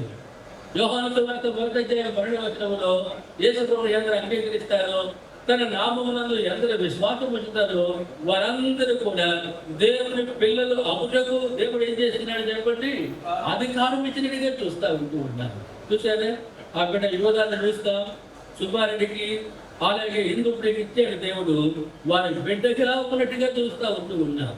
కాబట్టి వారికి ఉన్న సమస్తం మీద బిడ్డగా తనకి అధికారం ఉంటుంది. కాబట్టి ప్రభువుని అంగీకరించడం ద్వారా ఉచితముగా మనం కూడా దేవునికి కుమారుడు కుమార్తెలుగా చేయబడతారు.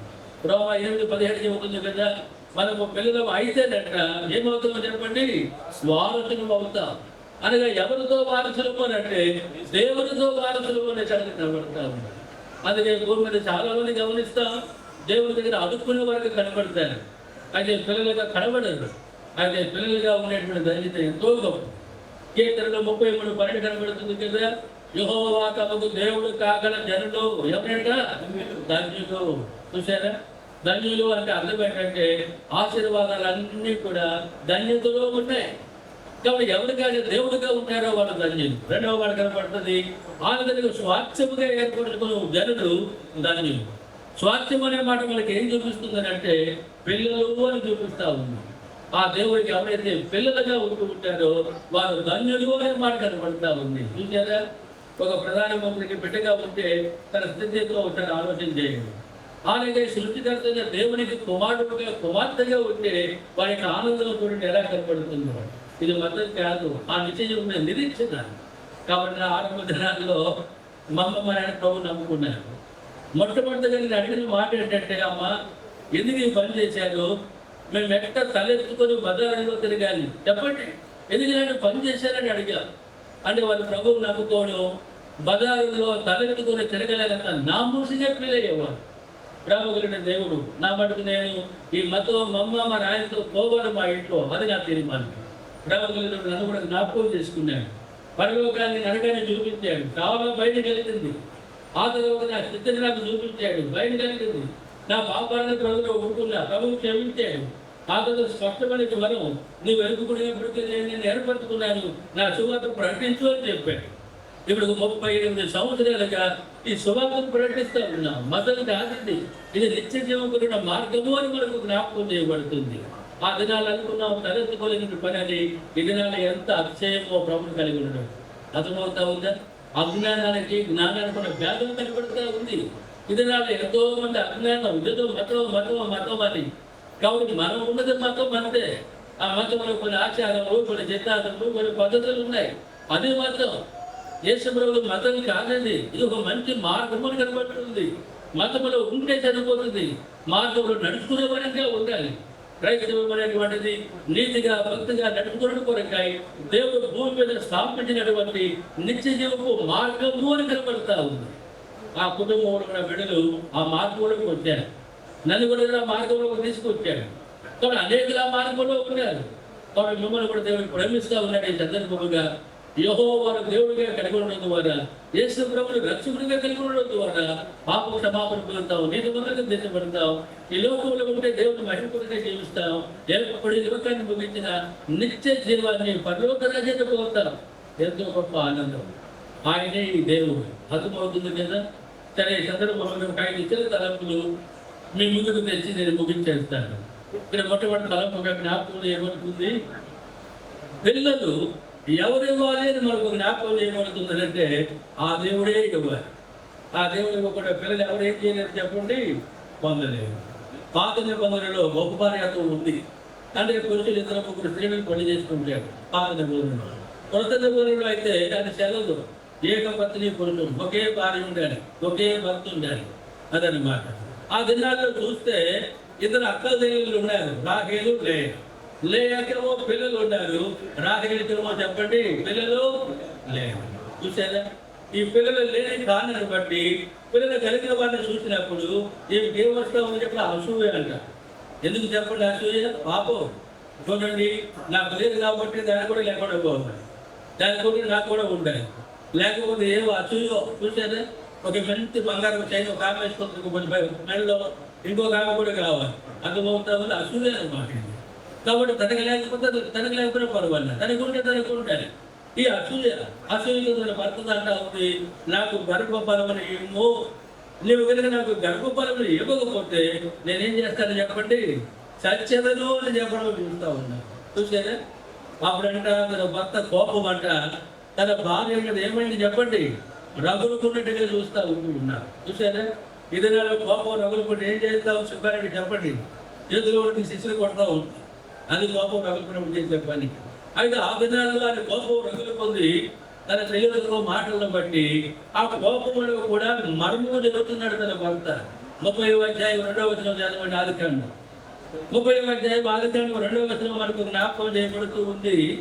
మర్మము చెప్పడం చూస్తూ ఉన్నాం. ఏంటి ఆ మర్మము?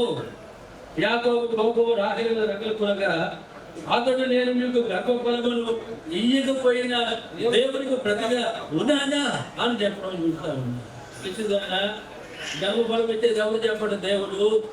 నన్ను అడుగుతావేంటి? నేను ఆ దేవునికి బదులుగా ఉన్నానా అని చెప్పడం చూస్తా ఉన్నా. అప్పుడు రాహేలుకి అర్థమైపోయింది, అయ్యో నా భర్తే నాకు గర్భఫలం ఇస్తాడు అనుకుంటా ఉన్నా, అందుకే నేను సస్తానని చెబుతా ఉన్నా, గర్భఫలం ఇచ్చేది దేవుడా? అర్థమైపోయింది. అప్పుడు ఆమె ఏం చేసింది అని మనకు ఒక జ్ఞాపకం చేయబడుతుందంటే దేవుడికి మొరపెట్టడం చూస్తూ ఉన్నారు. చూడండి, ఆ మాట కనపడుతుంది 28వ వచనం. అక్కడికి దేవుడు రాహేలుని జ్ఞాపకం చేసుకొని ఆమె మనవి విని ఆమె గర్భము తెరిచాడు. ఆమె మొరపెట్టింది, ఆమె మొరలు ఆయన విన్నాడు. ఆమె మొర విన్నాడు, దేవుడు గర్భాన్ని తెరిచాడు. అప్పుడు ఏమైనది అని మనకు ఒక జ్ఞాపకం చేయబడుతుందంటే 23వ వచనం. అప్పుడు ఆమె గర్భవతి అయి కుమారుని కని దేవుడు నా నింద తొలగించిన అనుకోనేను. అప్పుడు ఆమె గర్భవతి అయింది, కుమారుని కన్నది. ఏమంటా ఉంది చెప్పండి? దేవుడు నా నిందను ఏం చేశాడు? తొలగించాడు. అందుకే మొట్టమొదటి తలుపులో 2 మాటలు కనబడతాయి. మొట్టమొదటి మాటగా చూడండి, ఆ బిడ్డని కనుక దేవుడు ఇవ్వకపోతే ఎన్ని సంవత్సరాలు అయితే మ్యారేజ్ అయ్యి 2 సంవత్సరాలుగా పిల్లలు లేరు కదా. ఈ 2 సంవత్సరాలుగా వారిద్దరిని కూడా ఎవరైనా సరే చూసినప్పుడు భార్యాభర్తలు అంటారంతే, అంతే కదా. మీరు భార్యాభర్తలు అంటారు కానీ వారిని ఎవరైనా తల్లిదండ్రులు అంటారమ్మా? చెప్పండి అంటారా? అననే అనరు. మన భార్యాభర్తలు మాత్రమే. అది ఆ బిడ్డని ఇవ్వడం ద్వారా చూడండి, దేవుడు వారు భార్యాభర్తలే కాదు, ప్రమోషన్ నిలబడుతూ ఉంది. వారు ఏమైనారని మనకు జ్ఞాపకం చేయబడుతున్నారంటే తల్లి తండ్రి అయినట్టుగా చూస్తూ ఉన్నాం. చూసేదా? ఆ తల్లి తండ్రి అనేటువంటి ఆ పదమే ఎంతో అమృతముగా మనకు జ్ఞాపకం చేయబడుతూ ఉంది. బిడ్డలు వారి దేవుడు వారిని అలాగే దీవించినట్టుగా మనం చూస్తూ ఉన్నాం. 2వ మాట కనబడుతుంది కదా, ఆ బిడ్డని ఇవ్వడం ద్వారా రాకేనంటుంది దేవుడు నా నింద తొలగించాడు. చూసారా? బిడ్డలు లేకపోవడము ఏంటంటే చెప్పండి, నింద అని కనబడుతూ ఉంది. చూడండి, ఏదైనా ప్రయాణం అయిపోతున్నాం శుభమా అని ఆ పిల్లలు లేని ఆమె ఎదురు చేసింది. ఏమంటావు చెప్పండి అమ్మా? అయ్యో శుభమానికి పోతా ఉంటే ఈ ముండమోపు ఎదురు వచ్చింది అంటావు కదా. చెప్పండి, ఏమంటావు చెప్పండి? ఈ ముండమోపు ఎదురు వచ్చింది, అపశకనము అంటావు మనం, నింద. అలాగే చూడండి, ఈ ముండమోపుడు ఎదురు వచ్చాడు, ఈ ముండమోపుడు ఎదురు వచ్చాడు, అపశకనము అంటావు మనం. చూసారా?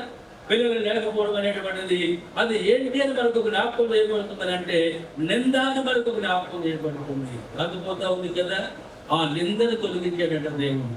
ఎలాంటి ప్రేమ గురించి దేవుడు చూడండి. అందుకే మొట్టమొదటిగా దేవుడు పిల్లలను ఆయనే ఇవ్వాలి. ఎవడో ద్వారా తల్లిదండ్రులుగా చేయబడుతున్నారు. ఎవడో ద్వారా వారి మీద నింద జరిగిపోతూ ఉంది. ఆ విధంగా దేవుని ప్రజలుగా చూడండి, నీవు ఆయన ఎరిగినా ఎరగకపోయినా నీ విషయంలో ఆ సృష్టికర్తైన ఆ సముద్రుడైన దేవుడు చేస్తున్న మేలు అర్థమవుతుంది కదా. అయ్యా మీరు శోధకులాగా ఉన్నారు.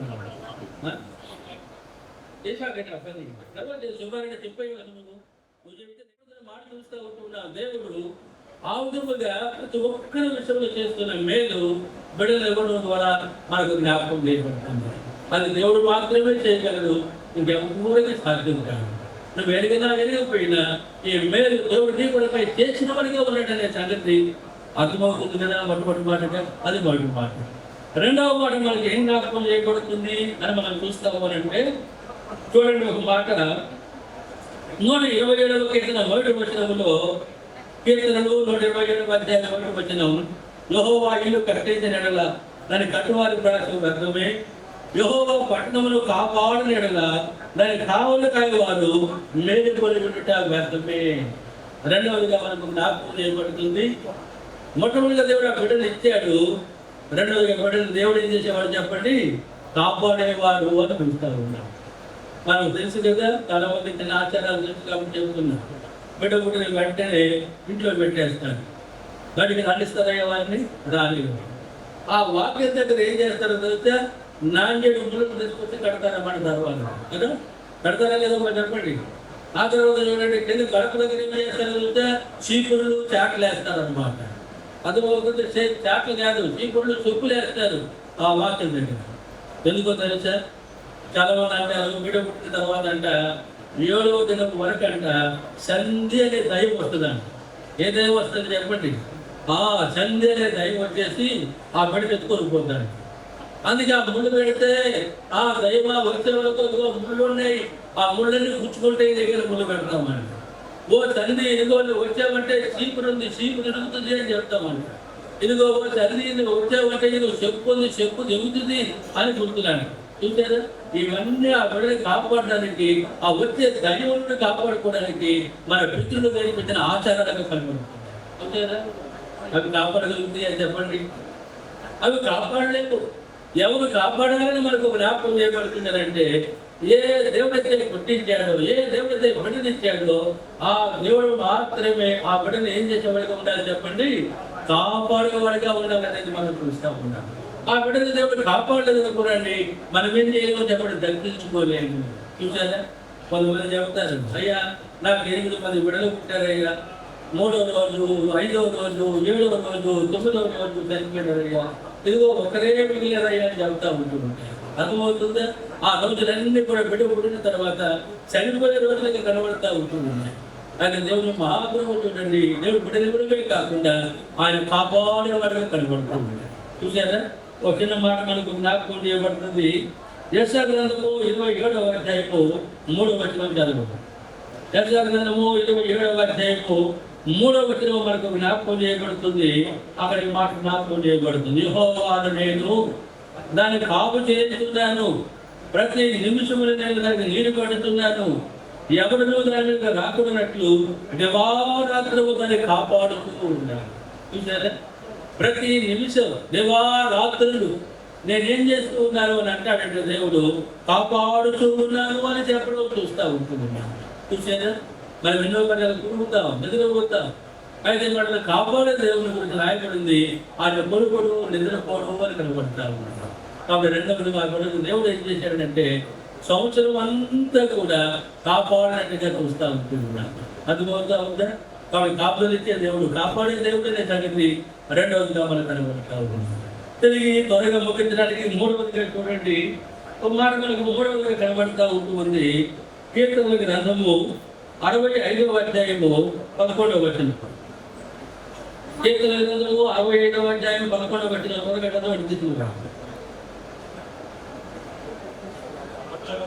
65వ అధ్యాయం 11వ వచనం. సంవత్సరమును నీ దయా కిరీటమును ధరింపజేసి ఉన్నావు. కాబట్టి 3వదిగా చూస్తూ ఉంటున్నాను. సంవత్సరమును అంట దేవుడు ఆ బిడ్డకు ఏం చేశాడంటే దయా కిరీటముగా ఇచ్చాడనే సంగతి మనకు జ్ఞాపకం చేయబడుతుంది. చూసారా, ఒక మాట చూడండి. యోబు గ్రంథం 14వ అధ్యాయం 5వ వచనం. యోబు గ్రంథం 14:5 ముగిచేస్తా 10 నిమిషాలు త్వరగా. యోబు గ్రంథం 14వ అధ్యాయము 5వ వచనం చదవడం తీసుకోవాలి. నరుల ఆయుష్కాలము పరిమితి గలది, వారి నెలల సంఖ్య నీకు తెలిసే ఉన్నది. ఇక్కడ మనకి ఏమైనా జ్ఞాపకం చేయబడుతుందంటే, ఒక మనిషి పుట్టినటువంటి దినమని అంట తన ఆయుష్ పరిమితి గలదిగా కనబడుతూ ఉంది. వారి నెలల సంఖ్య అంట దేవుడికి తెలుసు అని కనబడుతూ ఉంది. అంటే దీన్ని బట్టి మనకి ఏం అర్థమవుతా ఉందంటే, ఒక బిడ్డ పుట్టిన వెంటనే ఆ బిడ్డకు ఇన్ని సంవత్సరాలు అని దేవుడు ఒక నిధిని ఏర్పాటు చేస్తున్నాడు అనేది 3వదిగా చూస్తూ ఉన్నాను. చూసారా, నాకు 67 సంవత్సరాలు, నాకు ఎన్ని సంవత్సరాలు ఏర్పాటు చేశాడు నాకైతే తెలియదు, దేవుడికి తెలుసు. 63 అయిపోయినాయి, నీకు ఎన్ని సంవత్సరాలు మిగిలి ఉన్నాయో ఒక్కొక్కటిగా ఇస్తానే ఉన్నాడు ఆయన. అర్థమవుతా ఉందా? అయిపోతామంటే మనం అర్థమవుతా ఉందా? కాబట్టి దేవుడు ఇచ్చే సంవత్సరాలు నిధి అనేది మనకు జ్ఞాపకం చేయబడతారు. అందుకే ఆ ప్రేమ కలిగిన దేవుడు చెప్పండి, ఆ నిధిలో నుండి ఒక్కొక్క సంవత్సరముగా ఏం చేస్తున్నాడో చెప్పండి, దయాకిరీటముగా దేవుడు ఇస్తూ ఉన్నాడు అనేది మనకు అర్థమవుతా ఉంది. ఒకసారి అర్థం చేస్తే, అయ్యమ్మా నీకు ఎన్ని సంవత్సరాలు. కాబట్టి దేవుని యొక్క నిధి ఎన్ని సంవత్సరాలు మిగిలి ఉన్నాయో ఆ సంవత్సరంలో గతింతగా ముందే గమనిస్తూ ఉంటాం. సంగతులు తెలుసుకోవడం అనేటువంటిది నీకు ఎంతైనా అవసరం. అందుకే ఆ దేవుల దేవుడు సజీవులుగా నేను ఉంచినట్టుగా చూస్తూ ఉన్నాను. ఆ బిడ్డకు కూడా దేవుడు ఏం చేశాడు, తను పుట్టినటువంటి దినమున్న ఎన్ని సంవత్సరాలని ఒక నిధిని ఏర్పాటు చేసి ఆ నిధిలో నుండి గమనిస్తాం. ఓ సంవత్సరం అంతా కాపాడి 2వ సంవత్సరాన్ని అంట దేవుడు దయాకరణంగా ఇచ్చాడు లేదా మనకు జ్ఞాపకం చేయకూడదు. అందుకే ప్రభువు మనం స్థుతించే వరంగా ఉంటాడు. బిడ్డకే కాదు మనకు కూడా సంవత్సరం అనుకరిస్తూ ఉంటాడు, అయిపోతాయి. ఆ తర్వాత ఏంటి చదువు అర్థం చేసుకునే వరంగా మనం ఉంటాయి. అందుకే సంవత్సరములు అనేటువంటివి దేవుని ధైర్యం బట్టి మనకు అనుగ్రహించబడుతున్నాయి. అది దేవుని యొక్క నిధి సంవత్సరాలు అనేటువంటిది 3వదిగా చూస్తూ ఉంటున్నాం. 4వదిగా మనకి ఏం జ్ఞాపకం చేయబడుతుంది అని మనం చూస్తాము అని అంటే 4వ మాట చూడండి. కీర్తనల గ్రంథములో 3వ అధ్యాయంలో 8వ వచనంలో ఒక మాట కనబడుతూ ఉంది. కీర్తనలు 3వ అధ్యాయము 8వ వచనం తీసిన పట్టారు. రక్షణ యెహోవాది. రక్షణ ఎవరికి చెప్పండి? యెహోవాది. నీ ప్రజల మీదకి నీ ఆశీర్వాదము వచ్చును కాక. 3వదిగా మనకి 4వదిగా మనకి ఏం జ్ఞాపకం చేయబడుతుందంటే రక్షణ. 4వది ఏంటంటే చెప్పండి? రక్షణ. ఈ రక్షణ అనేటువంటిది యెహోవా మాత్రమే ఇవ్వగలిగినటువంటిది, ఇక ఎవరు ఇవ్వలేదు. చూసారా? కాబట్టి రక్షణ గురించి దేవుని వాక్యం ఏం జరుగుతుందంటే అది యెహోవాది అనే మాట మనకు జ్ఞాపకం చేయబడుతుంది. ఈ రక్షణ యెహోవా మనకు ఎలా సుఖపరిచాడు?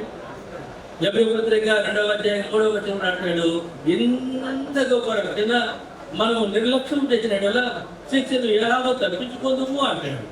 ఈ రక్షణను దేవుడే మనకు రుచిపరిచాడు. ఎలాగో పాపములు తీసితో మరణమైనట్టుగా ఆ మరణాన్ని మనము బదులు ఇష్టలేక సృష్టికర్త అయిన దేవుడే మానవ దేహంకి లోకమును పెట్టి ఆయనే మనకొరగా మరణాన్ని పొంది ఈ రక్షణను మనకు సిద్ధపరిచినట్టుగా చూస్తూ ఉంటున్నాం.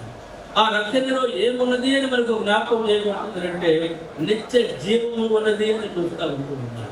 లోకంలో బతికాలం ఉంటాం. ఈ రక్షణ మనం పొందడం ద్వారా నిత్యము దేవుని సన్నిధిని జీవించే వరకే మనం ఉంటూ ఉంటాం. ఈ రక్షణ మనం కలిగి ఉండాలి. ఆ రక్షణ మనకు ఎవరిని చూపిస్తూ ఉంది అంటే మన ప్రభు అయిన యేసుక్రీస్తుని చూపిస్తున్నట్టుగా చూస్తూ ఉంటున్నాం. ఆయనే రక్షకుడు. ఆయన కలిగి ఉండడం ద్వారా నిరీక్షణతో లోకంలో జీవిస్తాం. ఎప్పుడు లోకాన్ని ముగించిన నిత్య జీవము పర్వతరాజాన్ని పొందుతాం. ఈ రక్షణ దేవుడు మాత్రమే ఇవ్వగలిగింది. 5వదిగా మనకు జ్ఞాపకం చేయబడుతుంది. చూడండి, 5వదిగా మనకు జ్ఞాపకం చేయబడుతూ ఉంది. ఈ మాట చెప్పి ముగించేసుకుంటాం. లూకా సువార్తలో 12వ అధ్యాయంలో 32వ వచనం ఒక మాట కనబడుతూ ఉంది. లూకా సువార్త 12వ అధ్యాయము 32వ వచనం తీసిన వచనం 32వ వచనం 12వ అధ్యాయంలో 32వ వచనంలో చూడండి. చిన్న మంద భయపడకుడి, మీకు రాజ్యము అనుగ్రహించుటకు మీ తండ్రికి ఇష్టమై ఉన్నది. మీకు ఏమి ఉన్నది చెప్పండి? రాజ్యము అనుగ్రహించుటకు మీ తండ్రికి ఏమైనది చెప్పండి? ఇష్టమై ఉన్నది రాజ్యము. ఈ రాజ్యం గురించి మనం గమనిస్తూ వస్తే 3 సంగతులు గుర్తు చేయబడతాయి. ఒకటేమో క్రీస్తుకు పూర్వము. ఎక్కడైనా క్రీస్తుకు పూర్వము అనే సంగతులు 2000 సంవత్సరాలకు ముందు జరిగిన సంగతులు అన్నీ కూడా క్రీస్తు పూర్వము అని ఉంటాయి అన్నమాట. అయితే క్రీస్తు పుట్టిన దగ్గర నుండి గమనిస్తూ ఉంటాం. ఇప్పుడు ఏమన్నా చెప్పండి, క్రీస్తు శకము అని కనబడతా ఉంది. చూసారా? 2025 సంవత్సరాల నుండి ఈ మధ్యకాలం అంతా కూడా క్రీస్తు శకం. రామచంద్రుడు రాసిన, అబ్రహ్మణుడు రాసిన, రిజిస్ట్రేషన్ చేసిన ఆ క్రీస్తు శకము అని రాయాలి. దేవుడు ఈ లోకానికి వస్తాడు దినం. ఆ దినముతో క్రీస్తు శకము ఏమైపోతుందంటే అంతర్ధానం అవుతుంది. ఆ తర్వాత ఏమవుతుంది మనకు జ్ఞాపకం చేయబడుతుందంటే క్రీస్తు రాజ్యము వస్తుంది అని కనబడతా ఉంది. చూసారా? ఈ లోకములనే నశించిపోతాయి. ఆ రాజ్యము శాశ్వతమైన రాజ్యం. ఆ రాజ్యము యుగాయుగములు ఉండేటువంటి రాజ్యం. ఆ రాజ్యంలో మనుషుడు యుగాయుగములు జీవించేవాడిగా ఉంటూ ఉంటాడు. అదే పాపములో ఉండి పాపములోనే చనిపోతే యుగాయుగములు పాతాళంలో ఉండేవాడిగా కనబడుతున్నాడు. ఆ పాతాళములను తప్పించి నిత్య జీవము పరలోక రాజ్యాన్ని ఇచ్చేవాడు యేసు ప్రభువు మాత్రమే. అందుకే 5వదిగా మనకి ఏం జ్ఞాపకం చేయబడుతుందంటే రాజ్యం అనుగ్రహించడానికి మీ తండ్రికి ఏమైనది చెప్పండి, విఘ్నమై ఉన్నది. అది సిలువ వేయబడ్డాడు, ఇద్దరు దొంగలు ఆయన అటువైపు సిలువ వేయబడ్డారు, ఒకడు ఆయన దూషిస్తా ఉన్నారు. ఇంకొకటి అన్నాడు కదా, యేసు నీవు నీ రాజ్యముతో కూడా వచ్చినప్పుడు నన్ను జ్ఞాపకం చేసుకో అని చెప్పాడు. చూశారు అంటే ఉద్దేశం ఏంటి? ఇద్దరు మీరు చనిపోతా ఉన్నా నాకు ఆపవలసి కూడా నేను పాతాళంలో ఉంటా, అయితే నాకు అర్థమవుతుంది నీవు రాజ్యము, నువ్వు దేవుడు, ఒక దినం నీ రాజ్యాన్ని స్థాపిస్తావు, అప్పుడు నన్ను జ్ఞాపకం చేసుకోవాలని చెప్పాడు. చూశారా మనకి జ్ఞానం అలాగుంటుంది అనమాట. అంటే పాపాలు పెట్టి పలుకో పాతాళంలో ఉంటా, కానీ అయితే వచ్చినప్పుడు పాతాళం నుంచి విడిపించి నన్ను నీ రాజ్యంలో ఉన్నట్టుగా జ్ఞాపకం చేసుకోవాలని చెబుతూ వచ్చాడు. ఒకసారి చనిపోయి పాతాళానికి పోతే ఇక ఆయన రాజ్యంలోకి వచ్చే పనే లేదు. యుగాయుగములు పళ్ళు కొడుకుంటూ, జుట్టు లాక్కుంటూ, గుడ్డలు బాదుకుంటూ అనుమతించేటువంటి వారిని అక్కడ వస్తారు. మరి నువ్వు రాకముందే జీవాన్ని పోవడానికి చేసుకోవడం కలిగి ఉండాలి. అప్పుడే మనం పరదేశంలో ఉంటాం. ఎవరు పరదేశంలో ఉంటూ ఉన్నారో వాళ్ళు విశ్రాంతి స్థలంలో ఉంటారు, ప్రభు వస్తాడు, అప్పుడు వాళ్ళు ఆ రాజ్యంలో ఉంటారు. అందుకే ఆ మనుషులతో చెప్పడం కదా, నేనే నీవు నాతో కూడా పరదేశంలో ఉంటుంది. చూసారా ఆ మనుషులకు కూడా దేవుడు పరలోక రాజ్యాన్ని ఇచ్చాడు. అయ్యా అర్థమవుతుందా? మనుషుల జీవితం మరణంతో ముగింపు కాదు. కాబట్టి శరీరంగా చనిపోతుంది, ఆత్మ నిత్యం ఉంటుంది. ఆ నిత్యం ఉండే ఆత్మ దేవుని రాజ్యంలో మనం ఉంటారు. ఆ దేవుని రాజ్యంలో మనం ఉంటానంటే ఒక చిన్న మాట కనబడతా ఉంది, ఆ మాట చదువుకొని ముగింపు చేసుకుంటారు. యోహాను సువార్త 3వ అధ్యాయంలో మనం గమనిస్తూ వస్తే, యోహాను సువార్త 3వ అధ్యాయం మనం గమనిస్తూ వస్తే 3వ వచనం కనబడతా ఉంది. చూడండి, అందుకు యేసు అతనితో, ఒకడు క్రొత్తగా జన్మించితేనే కానీ అతను దేవుని రాజ్యం చూడలేడని మీతో నిశ్చయముగా చెబుతూ ఉన్నాడు. ఒకడు కొత్తగా జన్మించాలి. కాబట్టి యొక్క జన్మ మనందరికీ నూతన జన్మను చూపిస్తున్నట్టుగా చూస్తూ ఉంటాం. ఆ కొత్తగా జన్మించడం ఏంటి? ఆ మనుషుడికి అర్థం కాదు. ఆ మనుషుడు చెప్పాడు, అయ్యా ఇప్పుడు ముసలి వాడను చనిపోయి మళ్ళా తల్లిదండ్రులు ప్రవేశించి మళ్ళా జన్మించాలనా అని అడిగాడు. అప్పుడు యేసుడు చెప్పాడు, శరీరపూర్వకంగా జన్మించిన శరీరము, ఆత్మపూర్వకంగా జన్మించిన ఆత్మ అని ప్రభు ఎప్పుడో చూస్తూ ఉంటున్నారు. కాబట్టి శరీరం మూలముగా జన్మించినటువంటి మనం తిరిగి ఆత్మ మూలముగా తిరిగి జన్మించే వరంగా మనం ఉండాలి. ఎప్పుడైతే ఆ జన్మను మనం కలిగిన వరంగా ఉంటామనుకోండి, శరీర సంబంధమైన జన్మ లోకంలో మనం తీసుకొచ్చింది, ఆత్మ సంబంధమైన జన్మ పరలోకానికి మనం తీసుకొని పోయింది కనబడుతుంది. ఆ ఆత్మ సంబంధమైన జన్మే మారు మనసు అని దేవుడు వారికి మనకి జ్ఞాపకం చేయబడుతుంది. అందుకే ఇప్పుడు యొక్క జన్మ లోకానికి తీసుకుంటే ఇంకా కనబడుతుండగా, అలాగే మనందరి జన్మలు కూడా లోకానికి కూడా తీసుకుంటే కనబడుతుండగా, ఈ నూతన జన్మ ఏం చేసుకుందనంటే ఈ లోకాన్ని బట్టి దేవుని రాజ్యంలో ఉండడానికి మన సిద్ధపరచంగా కనబడుతుంది. కాబట్టి ఎవరైనా సిద్ధపరచబడిన వరకు కనబడుతున్నారో అలాంటి వారు ఏమంటారు తెలుసా? సావైతే లాభం, బ్రతుకుడైతే తీసుకొనుకో అని చెప్పగలుగుతారు. అంటే ఈ భూమి మీద దేవుడు బ్రతుకుతా సావైతే లాభం. ఎందుకు? ఆ మరణం తర్వాత నిత్య జీవులు యుగాయుగములు దేవునితో ఉంటాడనే నిరీక్షణ కనబడుతుంది అన్నమాట. అలాగే నిరీక్షణ నూతన జన్మ దేవుడిని ఇచ్చేవాడిగా కనబడుతుంది. దానికి ఒక మనం ఏం చేయాలి అక్కర్లా, దేశం బ్రహ్మ వాక్యాన్ని పెట్టి వచ్చా, నేను జన్మతో కర్మ పాపం కలిగిన వాడిగా కలిగిన దానిగా ఉంటూ ఉన్నా, నా పాపం కూడా క్షమించు అని నువ్వు క్షమితే చాలా అంతే. ఆదరణ నీ పాపం క్షమించబడతాయి. నీతిమంతులుగా నీతిమంతులకు తెచ్చబడతావు, భూమి వైభవంగా జీవిస్తావు. ఎప్పుడు లోకాన్ని ముగించిన నిత్య జీవం పరలోక రాజ్యంలో ఉంటాడు. ఎందుకు ఆనందం మతమవుతా ఉందా? కాబట్టి నిరీక్షణలోనే జీవితం. క్రైస్తవం అనేటువంటిది మతము కాదని మనకు జ్ఞాపకం చేయబడుతూ ఉంది. చాలా భ్రమ ఏంటంటే ఆ మతంలో దిగారు, మతంలో దిగారు. మతం అయితే దిగాల్సిన పనే లేదు. మనకు మతం మనం జరుగుతుంది. ఇది ఒక మంచి మార్గం. అందుకే కాబట్టి నేను వారు కూడా మతాన్ని విడిచిపెట్టేశారు, మార్గంలో ఉంటా ఉంటారు. ఈ మార్గం నిరీక్షణ కనబడుతుంది. అలాంటి నిరీక్షణ వరకు మనం ఉండాలి. ఈ నిరీక్షణకు కారణమైన సంగతులు భౌతికంగా భూమి మీద దేవుడు మాత్రమే ఇవ్వగలిగిన వరకు కనపడుతున్నాడు. అందుకే 5 విషయాలు చెప్పారు కదా, పిల్లలని ఎవరు ఇవ్వాలి చెప్పండి? దేవుడే ఇవ్వాలి. దేవుడు ఇవ్వకుండా ఏ వ్యక్తి పొందలేదు. అది కట్టెతలో, అది మొత్తం మాట. రెండవదిగా మనకు జ్ఞాపకం చేయబడుతుంది, ఆయనే కాపాడాడు. ఆయన కాపాడకపోతే ఏ వ్యక్తి కూడా తనని తాను కాపాడుకోలేడు అని చూస్తూ ఉంటున్నాడు. మూడవది కనబడుతుంది, దేవుడి సంవత్సరములనే నిధిని ఆయన మాత్రమే చేసేవాడు. ఆయన ఇవ్వకుండా ఒక్క నిమిషం కూడా మనం దాటలేదు. కాబట్టి సంవత్సరాలు దేవుడి ధైర్యం బట్టి మనకు అనుగ్రహించబడుతూ ఉన్నాయి. అది మాత్రమే ఇవ్వగలిగినాడు. నాలుగవది కనబడుతుంది రక్షణ, అంటే మన పాపములను విడిపించుకున్నటువంటి స్థితి అది దేవుడు మాత్రమే చేయగలిగింది. మన పాపములను మనం విడిపించబడలేదు. కాబట్టి నేను కూడా ప్రభు ఎదిగిన తర్వాత బ్రతుకు మార్చడానికి ఎంతో ప్రయత్నించాను. వాళ్ళ కాల నరకాల పట్ల రాజ్యాన్ని చూపించే కాలంలో భయం, బ్రతుకు మార్చుకోవాలనేటువంటి ఆశ ఎంత మాత్రం వెళ్ళిపడితే కాదు. రోజులు దైవజనుడు మాట్లాడుతూ జరుగుతూ ఉంటాడు. నీ బ్రతుకు నువ్వు మార్చుకోగలిగితే దేవుడు మానవుడిగా ఇవ్వగలిగిన రావాల్సిన అక్కరగా, ఆయన పాపముగా చేయబడాల్సిన అక్కరగా, ఆయన చనిపోవాల్సిన అక్కరగా, ఆయన సమాధి చేయబడాల్సిన అక్కరగా, ఇవన్నీ నిపుణంగా ఆయన చేశాడు. నువ్వు పాపాలు విడిపిస్తాడని చెప్పాడు. మా రాత్రి నా మనసును మోకరించి నా పాపాలన్నీ ఒప్పుకుంటూ వచ్చా, అన్ని రాజులకు వచ్చేసినాయి. కొన్ని సమయానికి ఏది రాలేదు, గొప్ప వెలుగులని ఆవరించడానికి అర్థమైంది. ఎంతో గొప్ప సంతోషం అనమాట. డబ్బు కొరకే జీవిస్తూ ఉంటున్నాం, తిరిగి జన్మించిన అనుభవాన్ని కలిగి ఉంటున్నాం. అది దేవుడు మార్గం పెట్టేటువంటిది. తిరిగి ఐదవదిగా మనకు జ్ఞాపకం చేయబడుతుంది దేవుడి రాజ్యం, స్వర్గ రాజ్యం, పరలోక రాజ్యం, మోక్షం, వైకుంఠం, అన్ని భాషలని పదాలు గమనిస్తాం. అక్కడ మనం ఉండాలంటే గమనిస్తూ ఉంటున్నాం. అది ఆయనకు మాత్రమే సాధ్యం. ఆ రాజ్యంలో పొందాలంటే గమనిస్తూ ఉంటాం. లోకంలో జన్మించిన ప్రతి వ్యక్తి గమనిస్తూ ఉంటాం. ఆ రాజ్యం కొరకై తిరిగి జన్మించాలనేటువంటి సంగతి ఆ విడుదల జన్మ మనందరి జన్మ జ్ఞాపకం వేస్తుంది. కలుగునామా కలుగులో దేవుడికి ఒక మంచి అవకాశం ఇస్తూ ఉన్నాడు. యోగా తన జన్మదినం, నా పుట్టిన దినం అని నీవు చెప్పుకోవడానికి ఇది ఒక మంచి అవకాశం. ఒక ఊరు ఇస్తే బర్త్డే మీటింగ్ పోయినామన్నాడు. ఆ బర్త్డే మీటింగ్ పోయినప్పుడు చెప్పాడు, ఇది 1వ సంవత్సరం బర్త్డే కదా, అది 3వ సంవత్సరం బర్త్డే అని చెప్పాడు. ఆ తర్వాత నాకున్న ఒక అలవాటు ఏంటంటే, నేను 9:30 9కి వస్తా, 10 గంటల కంటే 9:30కే వస్తా, 8 గంటల కంటే 8:30కే వస్తా. నాకు మీకు వందనాలు స్తోత్రాలు.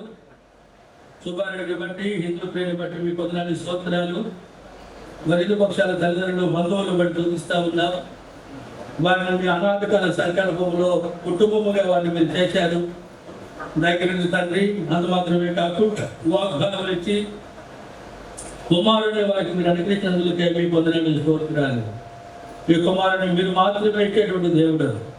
ఆ కుమారుని వారికి ఇవ్వడం ద్వారా బాగా భక్తులుగా ఉన్న వారిని తల్లిదండ్రులు గారు ప్రభువా వారి నింద నుంచి వారిని విడిపించినట్టుగా మీరు చూస్తూ వచ్చారు. తిరిగి విలేకరులను చూసినప్పుడు దగ్గర తండ్రి, ఆ బిడ్డను 1 సంవత్సరం మీరు కాపాడుతూ వచ్చారు. 3వదిగా మాకు జ్ఞాపకం చేశారు. 2వ సంవత్సరాన్ని దయా కిరీటముగా బిడ్డకు మీరు ధరింపజేసినందుకై మీకు వందనాలు స్తోత్రాలు. దగ్గర తండ్రి, ఈ జన్మ భౌతికంగా పాపాన్ని చూపిస్తూ ఉండగా దానికి ఫలితం పాతాళమని జ్ఞాపకం చేస్తూ వచ్చారు. దానిని రక్షించే దేవుడు మీరు మాత్రమే అని జ్ఞాపకం చేశారు. దయచేసి తండ్రి, మీ రక్షణ మానవ కనిపించిన కొరకాయి దేవుడు వై ఉండి పరలోకాన్ని మహిమను సమస్తాన్ని విడిచిపెట్టి మానవ దేహంకి లోకమునికి వచ్చి మాకు బదులుగా మా శిక్ష యావత్తును మీరు పొంది మీరు కాచిన అమూల్యమైన రక్తము ద్వారా ఈ గొప్ప రక్షణను మీరు తెలుపరిచారు. రక్షణ పొందిన వారి బట్టి తుదిస్తూ ఉన్నారు. ఇరు పక్షాల బంధువుల్లో ప్రభావ ఇంకా ఎవరు రక్షకుడని మిమ్మల్ని కలిగిన వారుగా లేరో వారిని మీరు దర్శించమని ప్రార్థిస్తున్నారు.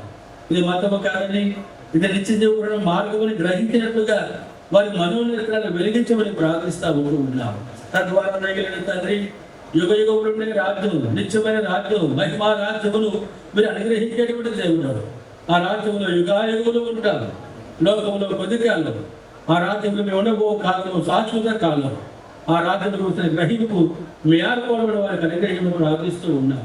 ఆ రాజ్యం కొరకే వెంగిలిన తండ్రి, శారీరకంగా జన్మించిన ప్రతి వ్యక్తి తిరిగి నూతనముగా జన్మించాలని మాకు మీరు జ్ఞాపకం చేస్తూ వచ్చారు. దయగలిగిన తండ్రి, ఆ జన్మ ఏ వ్యక్తి కలిగిన వాడికి కనబడుతున్నాడు, ఆ వ్యక్తి మీ కుమారుడు కుమార్తెగా చేయబడతారు. మీ మైం కొరకే జీవిస్తారు. ఎప్పుడు ఈ లోకంలో ముగించిన నిత్య జీవుడు ఉండబడే నిరీక్షణ కనబడుతుంది. అంటే నిరీక్షణ కొరకై మీ ఆడుకోవడం వాళ్ళందరినీ కనికరించాము. ప్రభావ మీ మాటలు జీవమున్నది. మీ ఆడుకోవడంలో ఉన్న వారిలో కొందరిలోనైనా మీ కార్యం జరిగించండి. మమ్మల్ని కలిగిన భాగ్యాన్ని దయచేయండి. ఈ 12 ముద్దులు ఇచ్చేయండి. మిగిలిన సమయం మాకు ఆశీర్వాదకరంగా ఉంటున్నారు. మీరే మహిమ పొందుతున్నారు. యేసు ప్రభువుని నామమున ప్రార్థించి స్తుతించి వేడుకొనుచున్నాము తండ్రి. ఆమేన్. కూర్చోనండి.